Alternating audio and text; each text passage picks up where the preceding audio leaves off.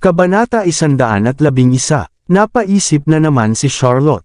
Kung nalaman ni Zachary na napakaraming kasamahan ang nakakaalam tungkol sa boyfriend niya, siguradong may inis siya at dumistansya sa akin. Sige, sa akin na ang hapunan. Nakangiting tumanggo si Charlotte. Let's just skip dinner, let's head over to Sultry Night para uminom. Nagmungkahi si Yolanda, kailangan nating mga babae na bawasan ang ating timbang, kaya walang hapunan ngayong gabi. Magdiriwang tayo sa alak. Oo, wala na dito si Mr. Holt, hindi namin gagawin ang ginawa niya for sure, isa sa mga kasamahang lalaki ang nagsalita. Tama ka, noong huling beses na nag-order si Mr. Holt ng napakaraming mamahaling alak at nagkahalaga ito kay Charlotte. Hindi namin gagawin iyon. Nang marinig ang mga salitang iyon, naging malamig ang tingin ni Yolanda bago bumalik sa normal. Meron ako ilang mga kupon dito, para makakuha tayo ng maraming diskwento. Tama rin iyan. Maalinsangan na gabi na. Buong pusong sumang-ayon si Charlotte. Paglabas ng kawan mula sa elevator, pinalibutan nila si Charlotte at walang tigil na nagdadaldal, at kumakanta ng papuri sa kanya sa bawat hakbang ng paraan. Si Charlotte ay may awkward na ngiti sa buong oras at hindi alam kung paano sumagot bukod sa pasasalamat sa kanila. Si Yolanda lang ang normal na kumikilos at hindi kasing bongga. Sa sandaling iyon, naisip ni Charlotte na maaaring si Yolanda ang pinakamahusay na kasamahan sa kanilang lahat doon. Ha! Hindi ba Mr. Knock iyon? Isa sa kanila ang ikinaalarma ng lahat. Bilis, tumigil ka sa pagsasalita at tumabi.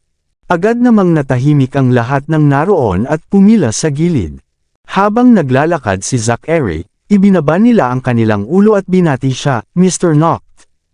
Napasulyap si Zachary kay Charlotte habang naglalakad.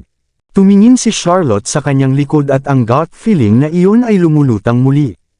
Kaya katulad, ring, ring. Naantala ng phone niya ang proseso ng pag-iisip niya. It was Escort in that. Hello. Kinuha ni Charlotte ang telepono. Nasaan ka na? Habang nagsasalita siya, tumingin si Charlotte kay Zachary. Hindi niya dala ang phone niya at ganoon din na tahimik na nag-uutos kay Ben. Hindi ba talaga siya? Gustong kumpirmahin ni Charlotte minsan at para sa lahat, kaya dali-dali siyang lumabas ng gusali. Nakaparada ang Rolls-Royce Phantom ni Zachary sa harap mismo ng pasukan. Binuksan ng mga bodyguard ang pinto, at binabantayan ang pagpasok ni Zachary. Saglit na napatigil si Charlotte bago siya nakarinig ng pamilyar na busina. Tumingin siya sa direksyon ng busina at nakita niya ang Aston Martin na laging minamaneho ni Escort, na nakaparada sa tabi ng isang flowerbed sa hindi kalayuan. Bago pa makalampas si Charlotte, agad na tumakbo ang Aston Martin patungo sa kanya habang paalis ang Rolls-Royce, huminto sa harap niya. Bumaba ang bintana at lumabas si Escort. Hoy! Ngumiti siya. Natigilan si Charlotte. May kakaibang naramdaman ngunit hindi niya matukoy kung ano iyon. Yung damit niya, yung figura, at maging ang mga mata. Ang lahat ay pareho. Hindi, teka, ang kanyang mga mata, si Escort in that na alam niyang hindi kasing lamig ni Zachary, pero ganoon pa rin ang intense vibe ng mga mata nito. Hinding-hindi magniningning ang mga mata niya tulad ng ginawa ng lalaking nasa harapan niya, na may kasamang ngiti. Daydreaming. Habang si Charlotte ay malalim ang iniisip, isang nagpapahiwatig na boses ang nagpabalik sa kanya sa realidad. May dala-dalang malaking bouquet ng champagne roses si Escort pagkababa niya ng sasakyan. Namiss kita sobra, baby. Nilapitan siya nito at sinubukang halikan. Anong ginagawa mo? Umiwas si Charlotte sa kanya at nagngangalit ang kanyang mga ngipin. Gusto mo bang mamatay? You're the one that wanted me to act as your boyfriend, right? I'm just making it look real, aniya kasama ang isang masamang ngiti. Pero, bago pa makapagsalita si Charlotte, pinalibutan na naman siya ng mga kasamahan niya. Wow! Mayaman at gwapo talaga ang boyfriend ni Charlotte. Mamahaling kotse at gwapong mukha. Nagseselos ako. Bakit may maskara pa? Gusto ng baby ko dito. Are all you pretty ladies here, my baby's co-workers? Nice to meet you all. Ang kaakit-akit na bati ni Escort ay agad na sinang-ayunan ng lahat. Napatingin si Charlotte sa kay escort indet na nasa harapan niya. May mali lang sa pakiramdam. Tama ang sinabi niya na gusto nitong umarte siya bilang boyfriend niya. Natural, kailangan niyang gawin ang kanyang pinakamahusay. Masisisi ko ba siya sa isang mahusay na pagganap? Gayunpaman, isang bagay ang sigurado. Si Zachary at ang escort ay hindi iisang tao. Pinanood niya lang si Zachary na sumakay sa isang kotse, at nakatayo doon si escort indet kasama niya. Maliban kung siya ay alam kung paano i-clone ang kanyang sarili, walang paraan na magagawa ito ni Zachary. Kahit ngayon, naisip niya pa rin na halos magkapareho sila kapag magkatabi. Gayunpaman, ang kanyang mga hinala was cleared up at makumpirmo niya na ulo lang niya ang naglalaro sa kanya. Anong nangyayari doon? Isang mahinang katok ang ginawa ni escort sa noo ni Charlotte. Binuksan niya ang pinto at hinihimas ang ulo niya. Pumasok ka. Ang kasintahan ni Charlotte ay napaka-gentleman. Sumakay si Charlotte sa kotse habang ang lahat ay kumakanta ng papuri sa kay escort. Nag-vibrate ang phone ni escort kaya tinignan niya kung sino ang tumawag. Sumili ang ngisi sa kanyang mukha nang umalis siya rito hindi nasagot.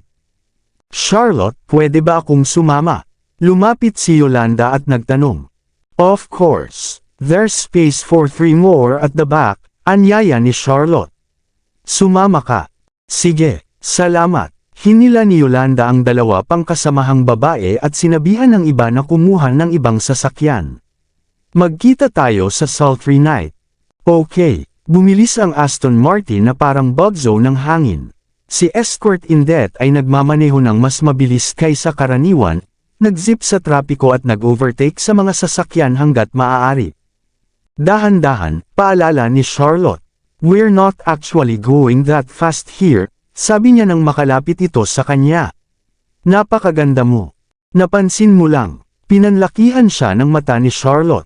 Lumapit siya at bamulong sa tenga niya. Drinks are sa iyo ngayong gabi, gawin ito hanggat maaari. Babayaran kita pagkatapos.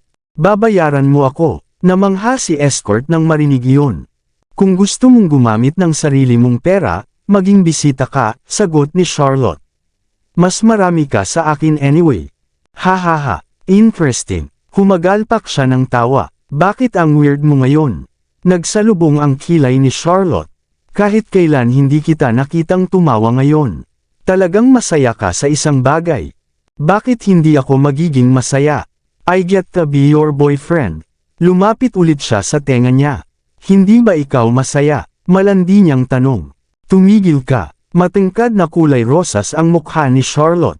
Sup, displaying your affection for each other right in front of us. Kailangan ba nating umiwas? Ang panunukso ng mga babae sa likod. I should have never tag along. This love is blinding. Hahaha. Bilis, ipikit na lang natin ang ating mga mata at magkunwaring wala tayong nakita, bulong ni Yolanda. Hindi siya kadalasang ganito. Ngumiti ng alanganin si Charlotte. Biglang nag-vibrate ulit ang phone ni escort. Napatingin siya kay Charlotte at kinuha iyon gamit ang kanyang Bluetooth headset. Hello. Mukhang nadala ka. Ang malamig na boses ni Zachary ay nanggaling sa kabilang linya ng tawag. Oo, sinusundo ko ang aking kasintahan mula sa trabaho, binigyan siya ni escort indet ng hindi nauugnay na tugon. Kung hahawakan mo siya ng daliri, patay ka. Isang nagbabagang galit ang maririnig mula sa tono ni Zachary. Hehe, sagot ni escort indet sabay tawa. Nababalisa ka ba? Akala ko sinabi mo na lang na laro. Naiwan doon si Charlotte na naguguluhan kung sino ang kausap niya. Ang mayamang babae ba ang nagbigay sa kanya ng kotseng ito? Chris Broyd. Malapit nang sumabog si Zachary. Sige, okay, don't worry. Umalma si Chris bago mawala ang mga bagay-bagay. Umalis ka agad kapag tapos na. Babala ni Zachary. Naiintindihan. Tinapos ni Chris ang tawag at commandant kay Charlotte. May mali. Naapektuhan ba ang trabaho mo dahil pumunta ka dito ngayon? Hininaan ni Charlotte ang boses niya at nahihiyang nagtanong, ngayon lang ba ang boss mo? Aking boss. Saglit na inilipat ni escort indet ang kanyang tingin bago sumagot, oo, boss ko ito. Nalaman ba niya na pumunta ka para sunduin ako? Galit ba siya? Kinabahan si Charlotte. Bakit mo hinayaan na malaman niya? Siguradong makakaapekto ito sa trabaho mo. Alam mo ba kung sino ang kausap ko? Medyo natarante siya. Napatingin si Charlotte sa likod at nilapit sa tenga niya. Hindi mo ba kinakausap ang mayamang babae na iyon? Sinusuportahan kita. Ha ha ha. Humagalpak ng tawa si Escort Indet na parang narinig lang niya ang pinaka-nakakatawang joke ever. Hoy, panoorin yung dalawa kung paano kayo maglandi. May mga tao pa sa likod. Sabay turo ng mga kasamahan muli. Sorry talaga. Agad namang humingi ng tawad si Charlotte at binigyan ng sampal sa hita ang lalaking nasa tabi niya. Tumigil ka. Tumingin sa kalsada. Gayunpaman, natatawa pa rin siya dahil hindi na niya ito mapigilan. Kinailangan pang kurutin ni Charlotte ang kanyang braso at tinitigan siya bago siya dahan-daang kumalma. Hindi nagtagal, nakarating na sila sa Sultry Night. Kinuha ni Charlotte ang mga voucher ni Yolanda at kukuha na sana ng mga beer na may mga diskwento. Gayunpaman, si Escort Indet ay hinawakan siya sa kamay at diretsyong naglakad patungo sa VIP area. Anong ginagawa mo? Nag-aalalang sinubukan siyang pigilan ni Charlotte. Kailangan mong gumastos ng malaki sa lugar na ito. It's okay. Tonight's on me, so don't worry. You don't have to pay me a cent. You're treating sa mga kasamahan mo pagkatapos ng lahat. Let's go all out. No need for these silly discounts, the escort proposed. Pero, may sasabihin pa si Charlotte, ngunit naabutan sila ng kanyang mga kasamahan. Pupunta ba tayo sa VIP na mga silid? Hindi pa ako nakapunta doon dati. Ako rin. Charlotte, ang bait talaga ng boyfriend mo. Salamat, Charlotte. Salamat. Lahat sila ay nagpapahayag ng kanilang pananabik at pasasalamat. Nawala ang ngiti ni Charlotte habang siya ay sumisigaw sa loob. Hinawakan niya sa braso si Escort Indet at nagngangalit ang kanyang mga ngipin. Ginagastos mo lahat ng kinita mo sa pagbebenta ng katawan mo ng ganito. Gusto mo bang umalis sa industriyang iyon? Hindi niya napigil ang tumawa ulit. Hinila siya palapit sa kanya sa balikat, at nagsalita si Escort Indet sa kanyang mga tainga. Hanggat kasama kita, kaya kung manatili doon magpakailanman. Ikaw, nandito na tayo. Bago pa makumplito ni Charlotte ang kanyang pangungusap, kinaladkad siya sa silid. Naghihintay doon ang manager ng Sultry Night na may dalang sari-saring pagkain at alak. Biglang napagtanto ni Charlotte na ito ang silid na palagi nilang pinagkikitaan. Ang mga alak sa mesa ay nagkakahalaga ng hindi bababa sa 10,000 bawat isa. Diyos ko, nabaliw na ba siya? Mabilis niya itong hinila sa gilid. Baliw ka ba? Saan ka kukuha ng pera para sa lahat ng iyon na mamahaling inumin? Lahat sila binayaran ng amo ko, nakangiting sabi ni Escort Indet. At syempre, wala kang babayaran dito. Hindi ba siya magagalit sa'yo? Nakaramdam ng pagkabalisa si Charlotte. Ginagamit mo ang pera niya para pasayahin ang mga kasamahan. Malaki ang pag-aalinlangan kung matutuwa siya tungkol dito. It's fine. Everything's taken care of. Kaya huwag kang mag-alala. Binigyan niya ng mahinang kurot ang pisngi niya at nagpatuloy na salubungin ang mga kasamahan. Sa ngayon, nag-aalala pa rin si Charlotte, ngunit huli na para sa kanya na mag-voice out pa. Naghiyawan ang lahat nang makapasok sila sa kwarto. Wow!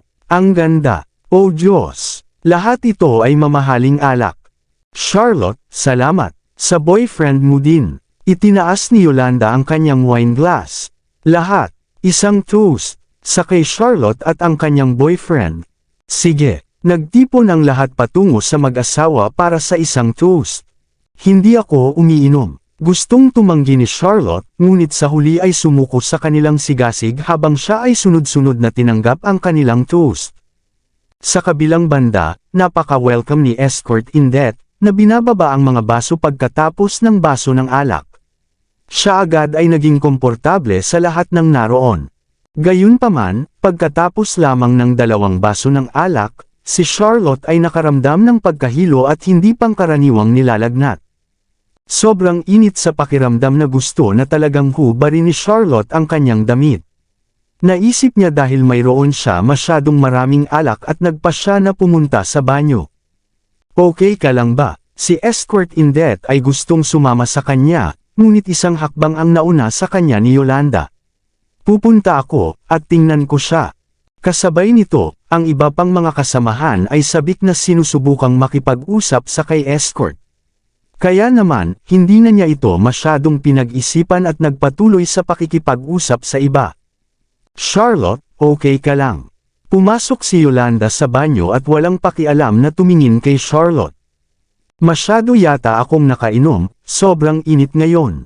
Sinubukan ni Charlotte na magpalamig sa pamamagitan ng paghuhugas ng kanyang mukha gamit ang malamig na tubig. Ikuha kita ng tubig. Naglabas si Yolanda ng isang bote ng tubig at binuksan ito para kay Charlotte. Uminom ka.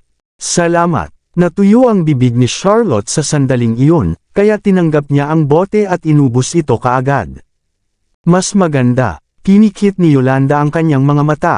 Nilalagnat pa rin, malamig niyang tanong. Medyo mas maganda, hinawakan ni Charlotte ang kanyang noo. Sa hindi malamang dahilan, lalo siyang nakaramdam ng pagkauhaw matapos ang bote ng tubig. Magpapahinga muna ako dito, pwede ka nang magsaya. Huwag kang mag-alala sa akin. Hindi ka makakapagpahinga dito, kailangan din ng iba na gumamit ng washroom, alam mo ba? Natawa si Yolanda. At saka, it's not really convenient since may mga lalaki din dito.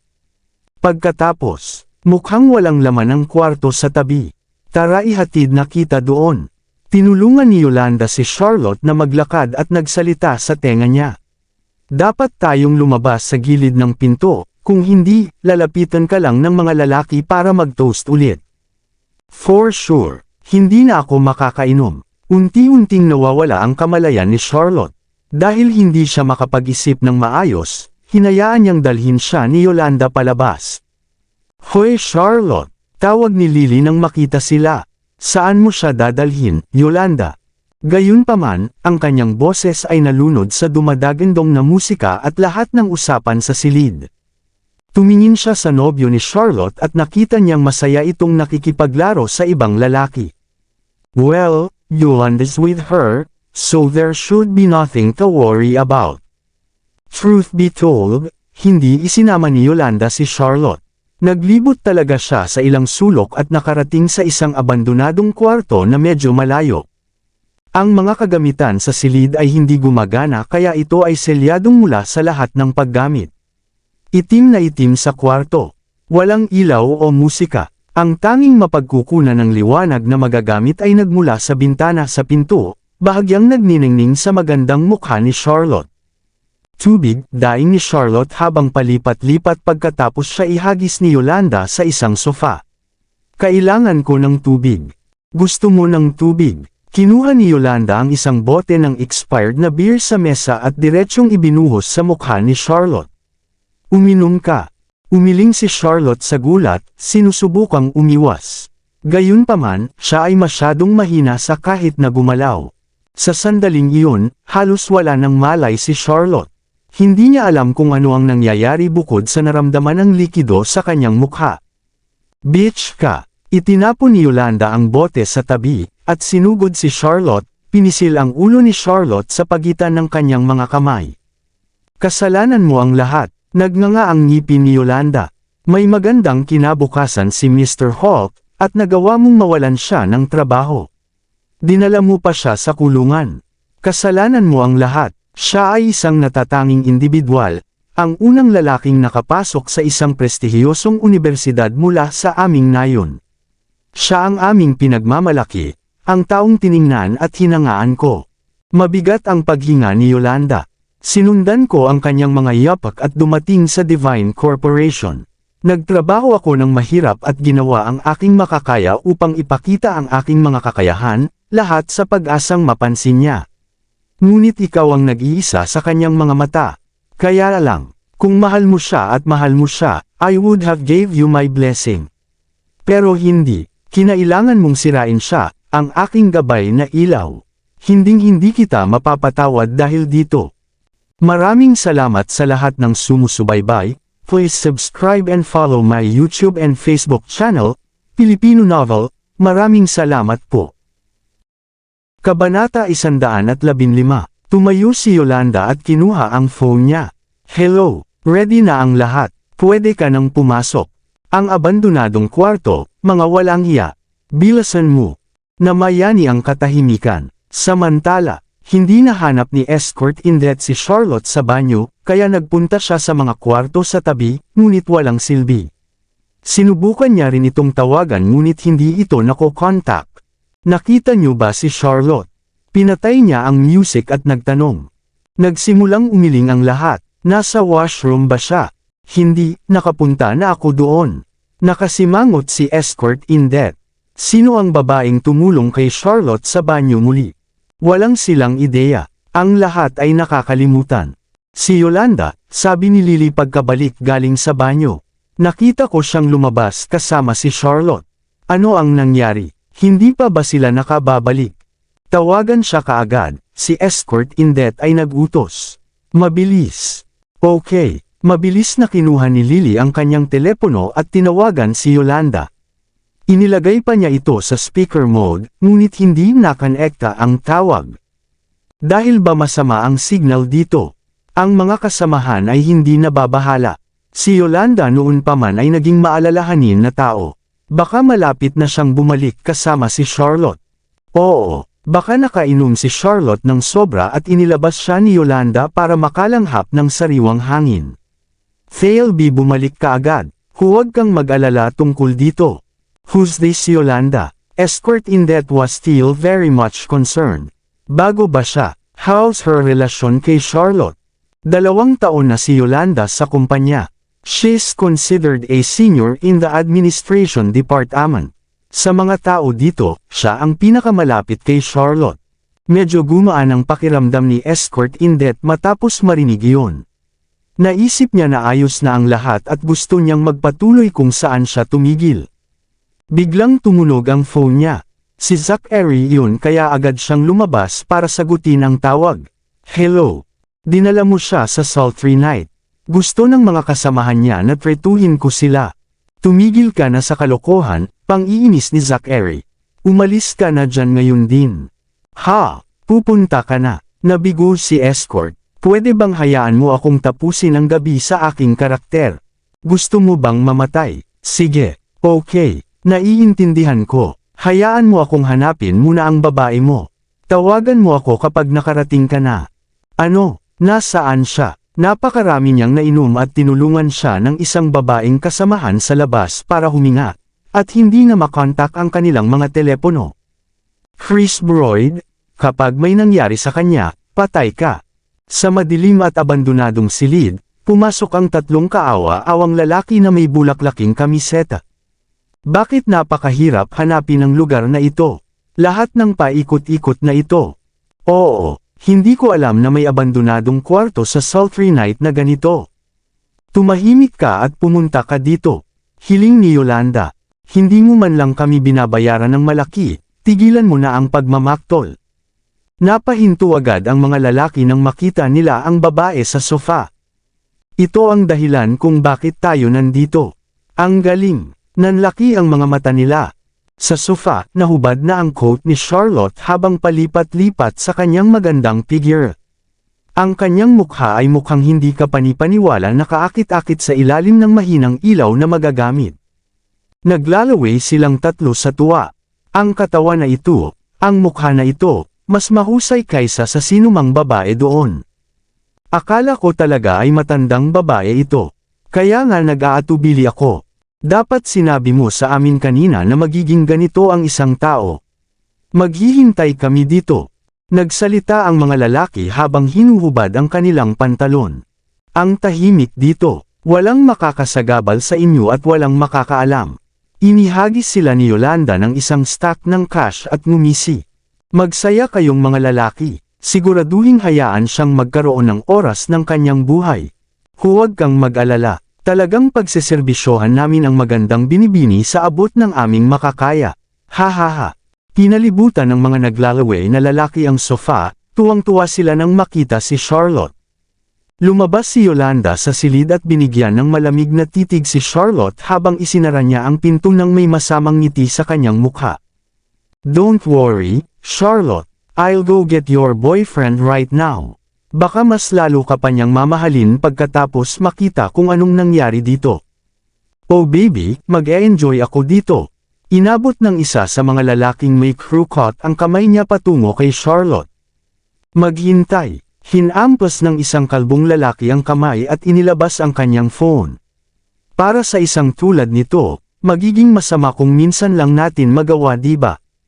E-record natin ang lahat para magamit natin ito bilang leverage. Siya ay magiging sumasayaw sa palad ng ating mga kamay. Boss, matalino ka. Puri ng dalawa. Inayos ng kalbo ang kanyang telepono para sa pagre-record at naglabas ng mga maskara para sa kanilang tatlo. Isuot mo ang mga ito. Sa ganoong paraan, walang makakaalam kung sino tayo kahit na nasa internet ang video. Inisip mo talaga ang lahat, boss. Ngayon tumabi ka. Mauuna na ako. Ha, okay lang. Bilasan mo. Kaya ko talagang magtagal. Hihihi. Dahan-dahan nilapitan ng kalbo si Charlotte. Pretty lady, sasama ako. Pabalik na si Yolanda sa kwarto kung saan nandoon ang lahat pero out of nowhere, nabangga niya si Zachary. Walang kahit anong makukulay na ilaw doon ang maaaring tumakip sa kanyang nagngangalit na presensya sa ngayon. Habang papalapit siya, ang maramdamang tumitindi ang layuning pumatay sa isang hayop. Nasaan si Charlotte Wind? Mr. Knock. Binigyan siya ni Yolanda ng isang matigas na ngiti, at pinilit ang sarili na kumalma. Si Charlotte na sobrahan ng alak. Nanginginig siya kaya dinala ko siya dito para makalanghap ng sariwang hangin. Pero bigla siyang nawala nung pinuntahan ko siya. Nasa leeg niya ang kamay ni Zachary bago pa siya matapos. Si Yolanda ay nasusuka, na para bang isang halimaw ang mahigpit na nakahawak sa kanyang leeg sa kamay nito. Bamuka ang bibig niya at ang mga mata ay binaha ng takot. Hindi na tao ang lalaking nasa harapan niya. Siya ay kamatayan na nagkatawang tao, narito upang magpasya sa kanyang kapalaran. Kung siya gusto niya, patay na siya. Nasaan? Siya. Ang mga ngipin ni Zachary ay dinurog tulad ng isang halimaw na may biktima sa ilalim ng mga kuko nito. Itinaas ni Yolanda ang nanginginig na kamay, at itinuro ang direksyon ng abandonadong silid. Agad na sumugod ang dalawang itim na suit na bodyguard. Hindi pinabayaan ni Zachary si Yolanda. Sa katunayan, hinawakan niya ang kanyang buhok at hinila siya kasama. Habang nasa daan, medyo may mga customer ang natakot sa nangyayari at ang iba ay napahiyaw sa takot. Please let me go. Wala akong alam. Si Yolanda ay magulo, sinipa ang kanyang mga binti at may matinding takot sa kanyang mga mata, na humihingi ng awa. Isang nakakakilabot na sigaw ang nagmula sa silid. Isang lalaki ang nahuli at pinalipad ni Ben. Thud! Ang matabang katawan ng lalaki ay bumagsak sa dingding, at bumagsak sa lupa. Nilalamig siya sa labas. Ang iba pang dalawang lalaki ay gustong tumakas, ngunit mabilis na napasuko sa ilalim ng mga paa ng mga bodyguard at sila ay ngayon ay nakaluhod. Dahan-dahan pumasok si Zachary at inihagi si Yolanda sa harap nila. Siya na. Tinuro siya ng mga lalaki. Siya ang nagbayad sa amin para gawin ito. Hindi ko ginawa, tanggi ni Yolanda, at marahas na umiling. Hindi na inistorbo ni Zachary ang sarili sa kanila. Hinubad niya ang coat niya at itinakip kay Charlotte noon at dinadala siya palabas. Habang papaalis si Zachary ay nagbigay ng utos ng hindi man lang lumingon. Kung ano man ang binayad sa iyo, gawin mo sa kanya. Natigilan ang dalawa ng ilang segundo at agad na tumango. Yes sir. Huwag. Mangyaring huwag. Maririnig mula sa koridor ang pag-ungol ni Yolanda, ngunit walang gumawa nito. Suffer the consequence of your own malice, sabi ni Zachary at umalis. Binuhat ni Zachary si Charlotte palabas mula sa back exit. Nag-aalalang naghihintay si Chris sa sasakyan. Nang makita niya ang mga ito ay agad siyang lumapit kay Zachary at humingi ng paumanhin, I'm so sorry man. Hindi ko sana malalaman. Blarg! Sinipa siya ni Zachary. Kung hindi ka lang anak ng tiyahin ko, nadurog ko na ang lalamunan mo. Namutla ang mukha ni Chris dahil sa sakit, ngunit walang sinabi tungkol dito. Sa kabaligtaran, humingi siya ng tawad, "It was all my fault." Okay lang ba siya? Hindi siya pinansin ni Zachary at dinala si Charlotte sa Aston Martin. Sa ngayon, lubos na sumuko si Charlotte sa epekto ng gamot na ibinigay sa kanya ni Yolanda. Siya ibinaon ang kanyang sarili sa katawan ni Zachary at ibinaon ang kanyang mukha sa kanyang leeg, pinasasayahan ang kanyang sarili sa pamilyar na amoy. "Ikaw pala," bulong ni Charlotte. Pinulupot niya ang kanyang mga kamay sa kanyang leeg at binigyan siya ng isang mapagmahal na halik. Grabe, nangunot ang noo ni Zachary. "So, nadroga ka. No wonder nakahiga ka na lang doon na parang tanga na hindi man lang lumalaban." Si Charlotte ay patuloy na gumagalaw sa mga bisig ni Zachary, tulad ng isang bola ng apoy na sinusubukang liwanagan ang kanyang pagnanasa. Sa sandaling ito, si Zachary ay nakahawak sa manibela at ang isa naman ay nakahawak sa kanya. Siya ay nagkaroon walang pagpipilian kundi hayaan si Charlotte na mahawakan ang kanyang katawan habang pinipigilan niya ang kanyang sexual na pagnanasa. Siya ay kailangang tumutok sa pagmamaneho. Gayunpaman, habang si Charlotte ay naging mas mapangahas, ang kanyang mga paggalaw ay mas wild kaysa dati. Hindi mapakali, pinaandar ni Zachary ang kotse sa isang kagubatan malapit sa South Castle Shore kung saan siya magpatuloy na ihiga siya sa upuan. "You asked for it," garalgal niya habang kinakagat ang earlobe niya. Hinalikan niya ito ng marahas, tulad ng kung paano nasiyahan ang mga mandaragit sa kanilang biktima. Si Charlotte ay nag-aalab sa pagnanasa at nakikipaglaro, na ginagawa itong mas hindi mapaglabanan para kay Zachary. Sa ilalim ng nakakaakit na liwanag ng buwan na sumilip sa mga bintana, ang kanilang mga silhouette ay magkakaugnay. Ito ay isang madamdaming gabi na puno ng lubos na kaligayahan. Kinaumagahan, nagising si Charlotte sa sikat ng araw sa kanyang mga mata. Medyo woozy pa siya nung binuksan niya ang kanyang mga mata at nakita niya ang isang pamilyar na figure. Nakaupo si Zachary sa bonnet ng sasakyan na may hawak na sigarilyo. Lumipat ang kanyang buhok habang umiihip ang hangin. Ang kanyang puting kamiseta ay nakabukas at sumasayaw sa hangin, na nagpapakita ng kanyang tato na ulo ng lobo sa baywang mula sa paminsan-minsan. Gulat na napatingin sa kanya si Charlotte at tinignan ang sarili. Siya ay hubad na may mahabang Amerikana ni Zachary, na tinatakpan siya. Bukod dito, nakaramdam siya ng matinding pananakit sa bahagi ng singit. Medyo na blanko ang isip niya bago niya napagtanto ang nangyari at bumilis ang tibok ng puso niya. Ang takot na sigaw ni Charlotte ay tumagos sa kalmado ng umaga. Napakunot ng noo si Zachary at pinatay ang sigarilyo. Pumunta siya at kumuha ng 2 bote ng tubig sa trunk, tinanggal ang takip at ipinasa kay Charlotte. Ano ang lahat ng ito? Hinawakan ni Charlotte ang braso niya dahil nawalan siya ng sasabihin. Anong nangyari kagabi? Tayo, ikaw at ako. Anong ginawa mo sa akin? Anong ibig mong sabihin dyan? Ikaw ang patuloy na kumakapit sa akin, seryosong wika ni Zachary. Magpasalamat ka na nagkaroon ako ng decency na tulungan ka. Nagsisinungaling ka, napakadumi mong dumi. Itinaas ni Charlotte ang kamay para hampasin siya, pero nasalo ito ni Zachary. Kaya ikaw umaatake sa mga tao ngayon pagkatapos ng kasiyahan. Hindi tama iyon. Huwag mo akong kutsain sa iyong paninirang puri, hindi ako ganoong klase ng tao. Napaungol si Charlotte sa galit, ang kanyang dibdib humihingal mula sa mabigat na paghinga, isang mapang-akit na tanawin na pagmasdan. Tinitigil ni Zachary ang kanyang makinis at masiglang dibdib, at ang kanyang katawan ay nagpapakita ng ilang reaksyon. Gayunpaman, hindi niya ginawa gawin ang anumang bagay maliban sa pag-on sa monitor ng onboard recorder.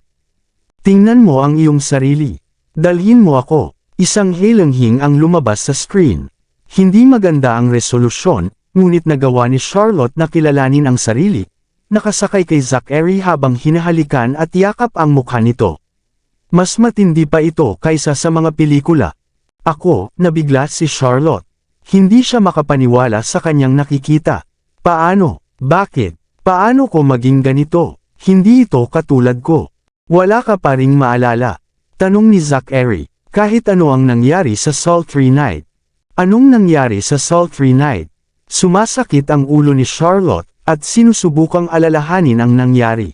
Ako natandaan ko na darating ka para sunduin ako, at sinusuyo ako ng mga kasamahan ko, hinihiling na gamutin mo sila. At pagkatapos ay pumunta kami sa Sultry Night para uminom. Sandali siyang huminto, pumunta sila para mag-toast, uminom ako ng 2 baso na puno at nalasing. Tapos, nasa loob ako ng banyo, at binigyan ako ni Yolanda ng tubig at wala na akong maalala pagkatapos noon. Sa puntong ito, biglang may napagtanto si Charlotte. Bastos ka, sinamantala mo ako nung ako ay nalasing. Tingnan mo ulit, tinapik ni Zachary ang screen. Sino ba talaga ang pinagsasamantalahan dito? Sa screen, pinunit ni Charlotte ang kanyang sando at walang tigil na hinalikan siya.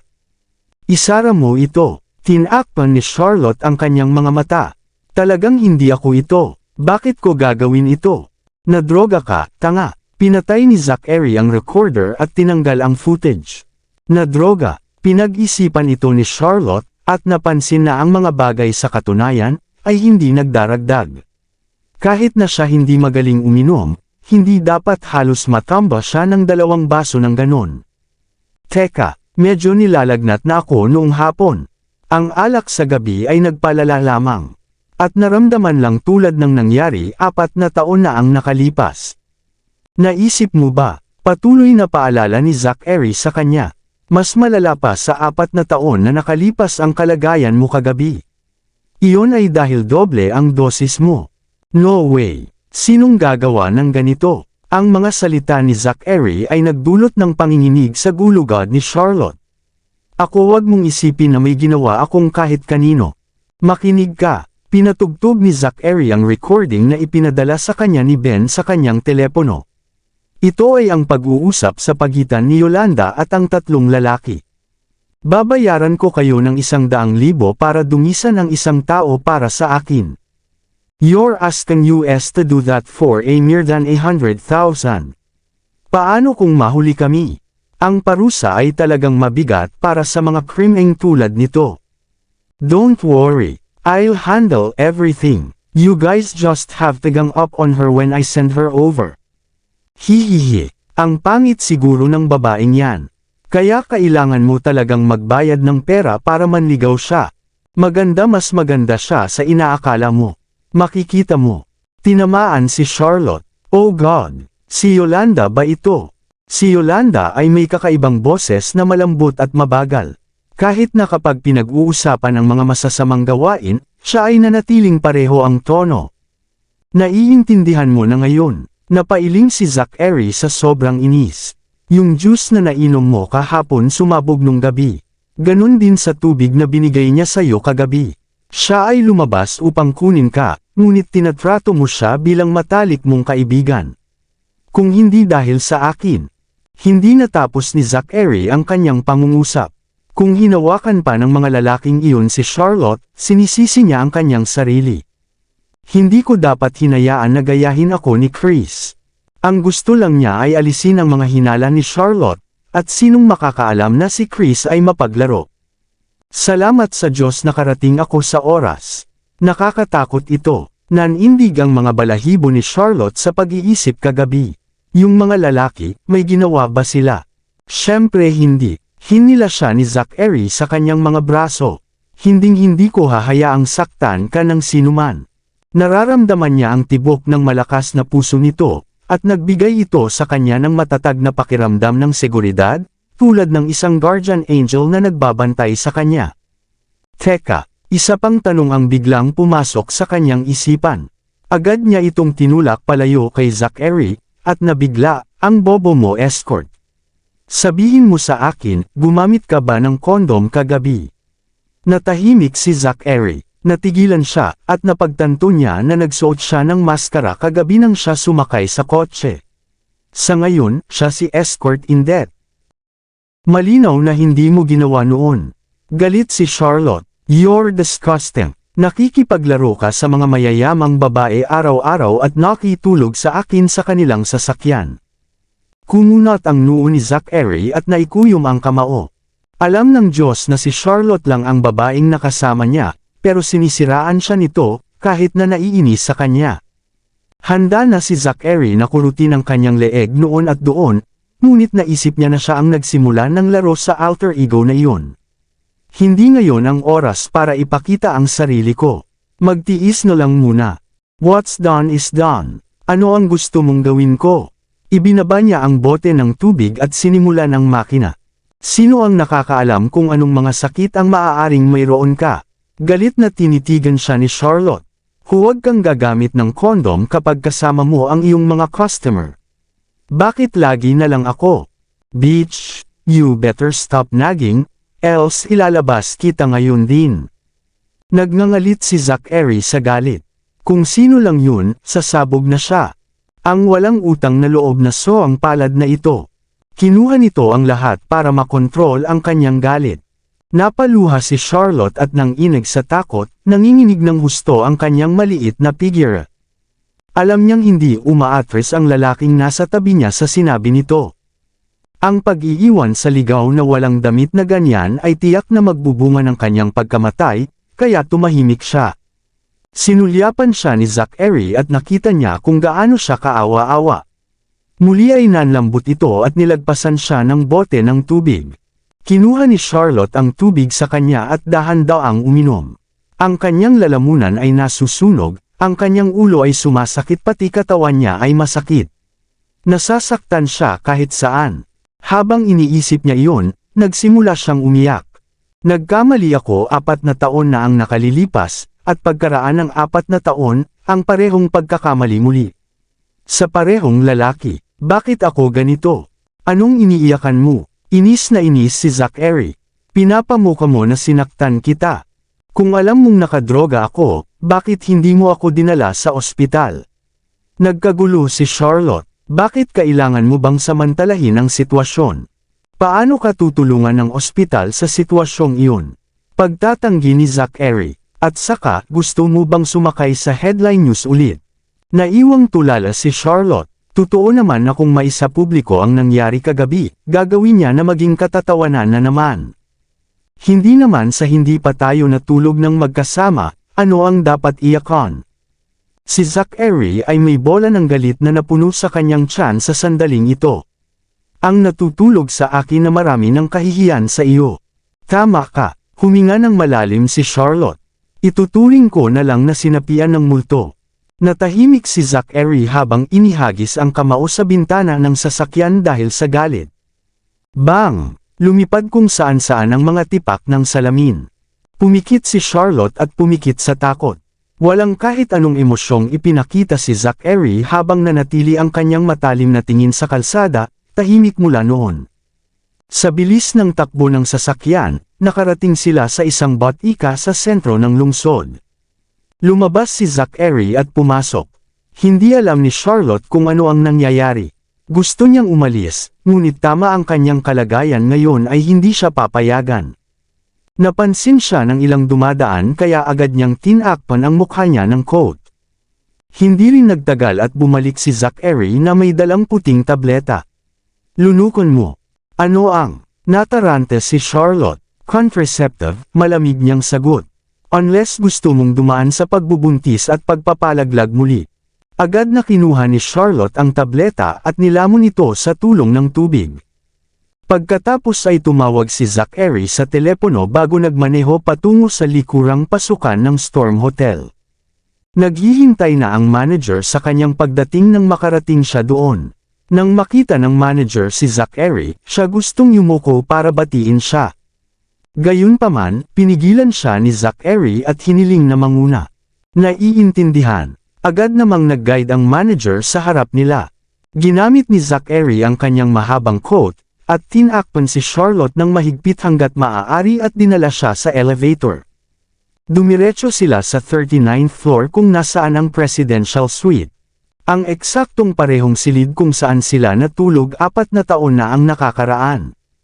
Kabanata 120, Mr. Na, ang sabi ng manager ng hotel, ngunit agad na pinigil ang kanyang dila sa isang matalim, na nagbabala na tingin mula sa kay Zachary. Napagtanto na muntik na niyang mailabas ang pangalang Mr. Knock, at ang mabilis na pag-ubo ng manager bago magpatuloy. Lahat ng hinihiling mo ay handa na, sir. Magpahinga ka ng mabuti. Ipaalam sa akin kung may kailangan ka pa. Dahil dito, umatras ang manager at isinara pa ang pinto sa likuran niya. Bakit mo ako dinala dito? Tanong ni Charlotte habang nililibot ang paningin sa paligid dahil sa gulat. Ano ang mga sinusubukan mo pa ring gawin? Bago pa siya makatapos, ang kanyang mga paa ay biglang natangay sa lupa. Sa isang magaspang na paghatak, hinagis ni Zachary siya sa bilog na bathtub na puno ng tubig. Splash! Nagpaikot-ikot siya saglit habang nagpupumilit na umupo, at umubo ng tubig na nabulunan siya. Nagpunas ng tubig sa kanyang mukha gamit ang isang kamay, at hinawakan niya ang gilid ng bathtub kasama ang isa pa. Siya ay huminga ng malalim ng ilang sandali bago tuluyang pinatatag ang sarili, pinandilatan siya at sumigaw, nakakahiya ka escort. How dare you? Tumahimik ka, mabangis niyang putol at tinuro siya.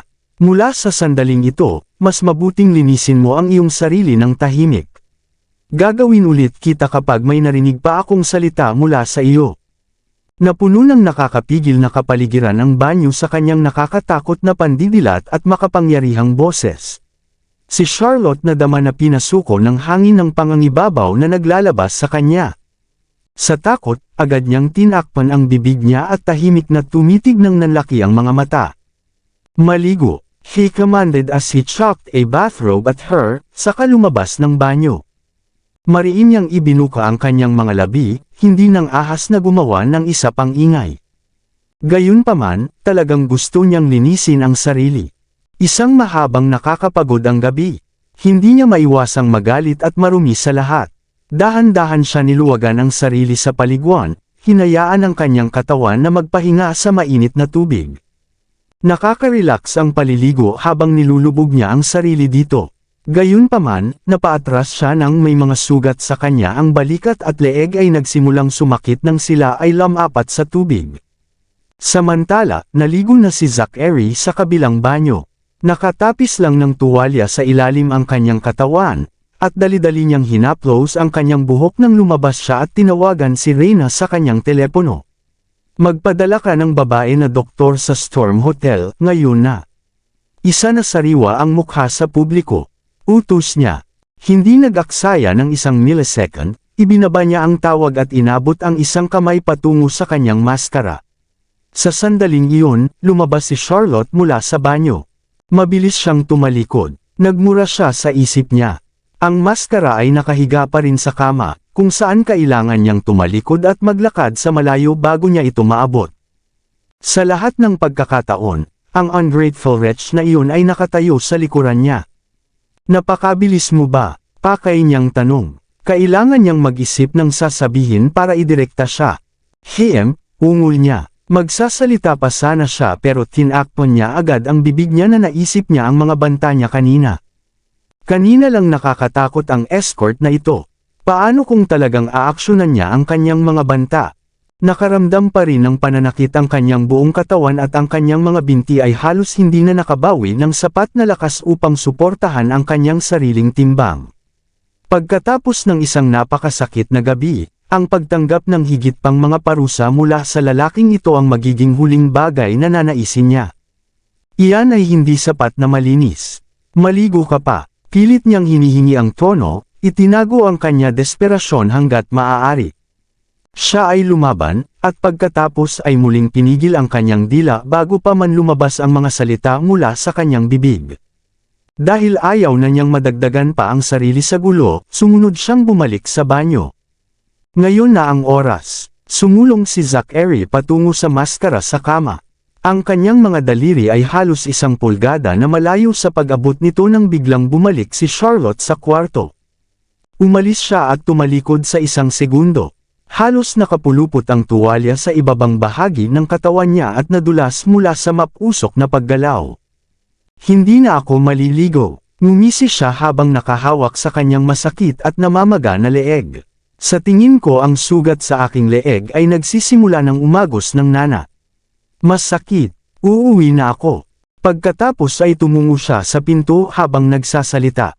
Ngayon o hindi. Mabilis na kumidlat si Zachary at hinawakan ang maskara. Katulad niya handang ilagay ito. Oh, tama. Biglang tumalikod si Charlotte at humarap sa kanya. Alam mo, I think it's better kung hindi natin nakikita ang isa't isa. Bahagyang hamina ang boses niya habang nakatingin sa sahig. Muli siyang nag-ipon ng lakas ng loob pagkatapos ng isang segundo. Sa wakas ay tumangala siya habang nagpatuloy, tapusin na natin ang kontratang iyon sa pagitan natin. Mula sa araw na ito, hindi mo na kailangang bayaran ang iyong kabayaran. Umalis at mamuhay ng payapa. Sa oras na ito, sa wakas ay naisuot na ni Zachary ang kanyang maskara. Ramdam niya ang pagpintig ng kanyang puso. Parang kanina lang ay halos lumundag ito sa dibdib niya. Kung hindi niya ibinaba ang kanyang ulo sa buong oras sa pagkakasala at pagkahiya, maaaring nasira na niya ang kanyang pagtatago sa isang segundo lang ang nakalipas. Susunugin ko ang piraso ng kasunduan at tatanggalin ko ang iyong numero sa sandaling bumalik ako. Huwag na nating guluhin ang isa't isa mula ngayon. Sa sandaling iyon, inabot niya ang hawakan ng pinto at nagsimulang umalis. Natulog ka na sa akin mula pa noong una, at ngayon ay iniisip mong umalis ng ganoon na lang. Umalangaw-ngaw ang malamig niyang boses mula sa likuran. Babae ka.